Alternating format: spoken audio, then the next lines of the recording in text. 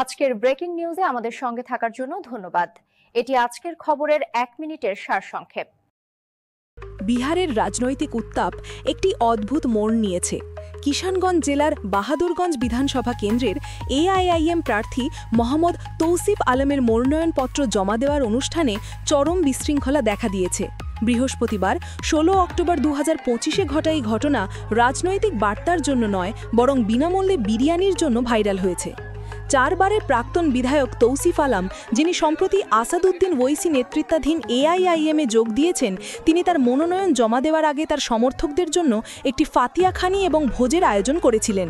কিন্তু ২০০০ জনের তৈরি বিরিয়ানির জন্য ১০,০০০-এরও বেশি লোক জড়ো হওয়ায় পরিস্থিতি সম্পূর্ণ নিয়ন্ত্রণের বাইরে চলে যায়।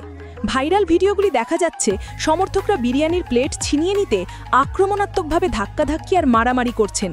এলাকায় আইন শৃঙ্খলা সম্পূর্ণভাবে ভেঙে পড়েছিল।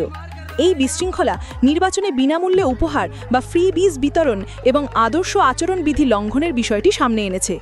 যদিও শ্রী আলম এই ভোজকে ঈশ্বরের প্রসাদ বলে অভিহিত করেছেন, রাজনৈতিক প্রতিপক্ষ এবং পর্যবেক্ষকরা মনোনয়নের দিন এমন জমকালো খাবার বিতরণের বিষয়ে প্রশ্ন তুলছেন।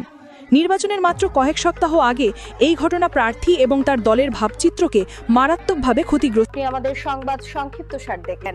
বিস্তারিত প্রতিবেদনের জন্য অনুগ্রহ করে এই সংবাদটি দেখে যান।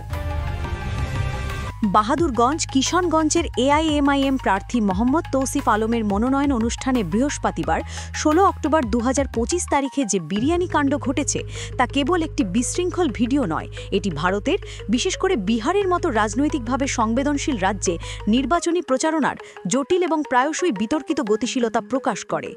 তৌসিফ আলম সীমান্ত অঞ্চলের একজন অভিজ্ঞ রাজনৈতিক ব্যক্তিত্ব। তিনি ২০০৫ থেকে ২০২০ পর্যন্ত ৪ বার বাহাদুরগঞ্জের বিধায়ক হিসেবে দায়িত্ব পালন করেছিলেন, প্রাথমিকভাবে কংগ্রেস দলের মাধ্যমে। একটি গুরুত্বপূর্ণ রাজনৈতিক পরিবর্তনের অংশ হিসেবে তিনি সাম্প্রতিক আসাদুদ্দিন ওয়েসি নেতৃত্বাধীন অল ইন্ডিয়া মজলিস-ই-ইত্তেহাদুল মুসলিমিন অর্থাৎ এআইএমআইএমে যোগ দিয়েছেন। এআইএমআইএম সংখ্যালঘু প্রধান সীমান্ত এলাকায় তাদের অবস্থানকে শক্তিশালী করার চেষ্টা করছে, তাই আলমের প্রার্থীপদ দলের জন্য একটি গুরুত্বপূর্ণ পদক্ষেপ। এই অনুষ্ঠানটি তার মনোনয়নপত্র জমা দেওয়ার আগে তার বাসস্থানে আয়োজন করা হয়েছিল। আলম দাবি করেছিলেন এটি একটি ফাতিহা খানি অর্থাৎ একটি ধর্মীয় অনুষ্ঠান এবং এরপরে একটি ভোজ। অতীতে বিশেষ করে হাই প্রোফাইল মনোনয়নের সময় জনসমর্থন এবং উৎসাহ প্রদর্শনের জন্য এই ধরনের সমাবেশের আয়োজন করা সাধারণ ছিল, তবে এবার ভিড়ের মাত্রা ব্যবস্থাপনার সব হিসাবকে ছাড়িয়ে গিয়েছিল।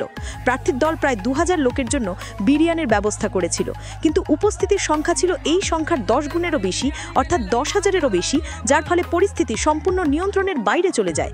ভাইরাল হওয়া দৃশ্যগুলিতে দেখা যাচ্ছে লোকেরা হিংস্রভাবে মারামারি করছে, পরিষেবনের পাত্র উল্টে দিচ্ছে এবং হতাশা নিয়ে খাবার ছিনিয়ে নিচ্ছে। এই ঘটনার বহুস্তরীয় প্রভাব রয়েছে। প্রথমত, এর তাৎক্ষণিক পরিণতি হলো আদর্শ আচরণবিধি লঙ্ঘনের অভিযোগ। বিশেষ করে মনোনয়নের দিন খাদ্য বা অন্যান্য প্রলোভন বিতরণ করা ভোটারদের ঘুষ দেবার সমতুল্য বলে বিবেচিত হতে পারে। নির্বাচন পর্যবেক্ষক এবং প্রতিদ্বন্দ্বী দলগুলি অবশ্যই এই বিষয়টি নির্বাচন কমিশনের কাছে তুলবেন বলে আশা করা যাচ্ছে।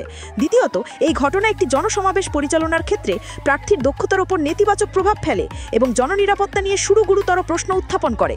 এক প্লেট খাবারের জন্য এত মরিয়া ভিড় দুঃখজনকভাবে এই নির্বাচনী এলাকার কিছু অংশের অর্থনৈতিক বাস্তবতাকেও তুলে ধরে, যেখানে বিনামূল্যে খাবার একটি রাজনৈতিক সমাবেশে ভিড় টানার শক্তিশালী উপায় হতে পারে।